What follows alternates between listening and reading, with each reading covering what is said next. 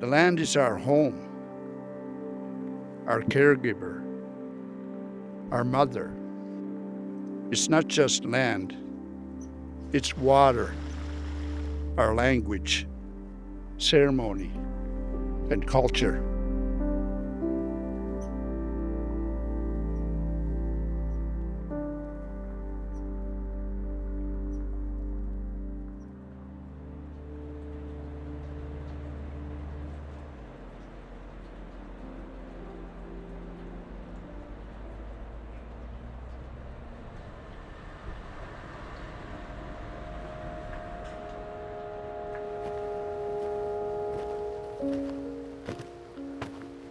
When I saw this place, walked through the forest, all I could see was just children having a great time.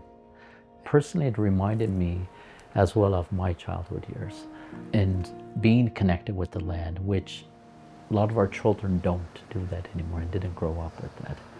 And I saw this place as the place where we could give that to our children. I just imagine the presence of our ancestors there and how gratifying it would be for them to see us in that space again and hear our language again and hear our ceremonies and hear our drumming again.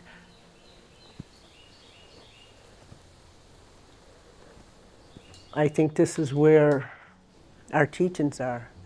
My mom always said, go back to the land. Go back to your ancestors. And that's what we need for our children. They have to have that connection. And I think this would be the place.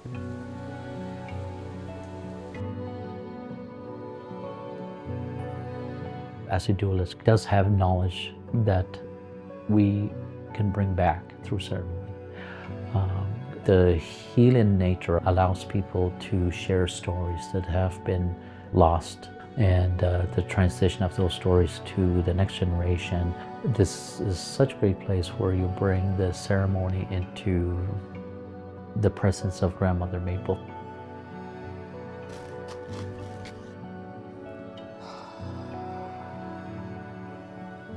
It was very emotional meeting Grandmother Maple. I had heard of her, and it was amazing just thinking she's like 500 years plus to stand here and to be the grandmother of all these trees and all this forest that are growing.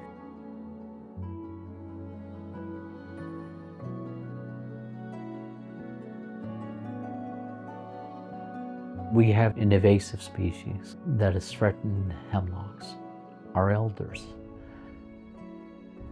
Hemlock Woolly Adelgid, HWA, first arrived in North America from Japan, likely through shipping and globalization, and has been moving its way up the eastern seaboard since then, kind of decimating hemlock forests. And the pest itself it's very, very small. It's about the size of a grain of black pepper.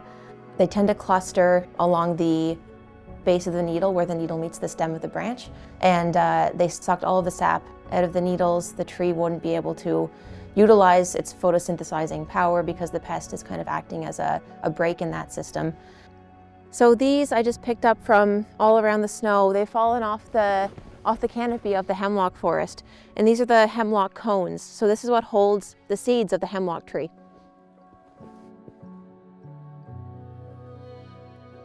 Hemlocks are a foundational species within their ecosystem type. Without the presence of hemlock, the ecosystem wouldn't exist.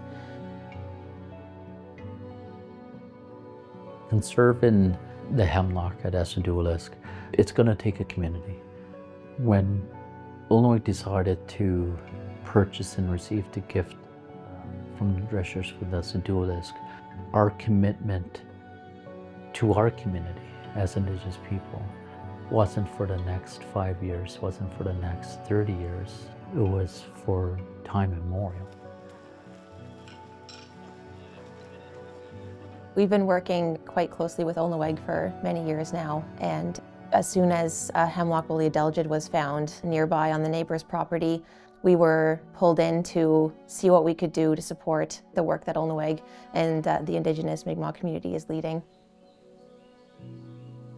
This is the first tree we inoculated. She's good for now.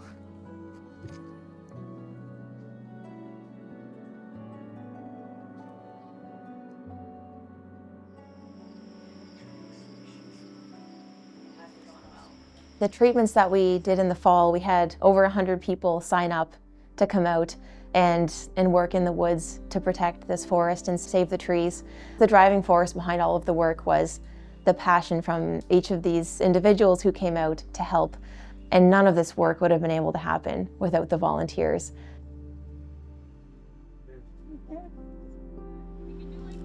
I came and volunteered for the first time and realized how it brought together a community. I saw the commitment, I saw the support. I knew this was something that we could do.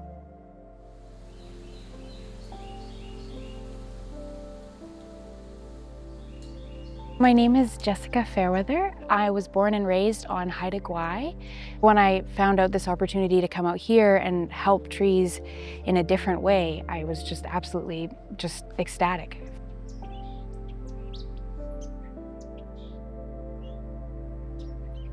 To be able to listen as the medicine is dispersing into the tree was just this really magical feeling of recognizing that we're part of something bigger than we can understand. So to come here and to be able to ensure that there's a chance that the next generations are able to see these beautiful, important trees and to have the opportunities to go out into nature and experience the magic that it provides and the peace and the grounding. I just think it's so important that we have places like this.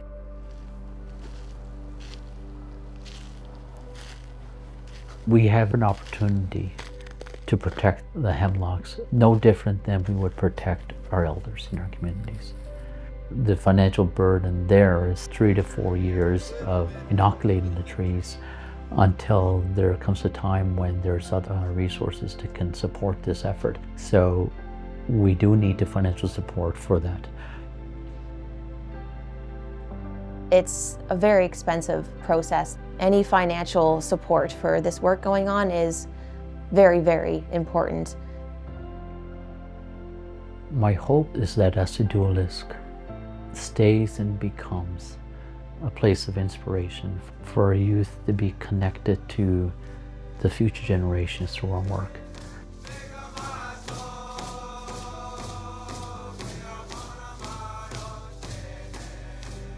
I see our collective future, a future rich in land-based learning and healing, where generations come together to share and learn under the very same trees that our ancestors did.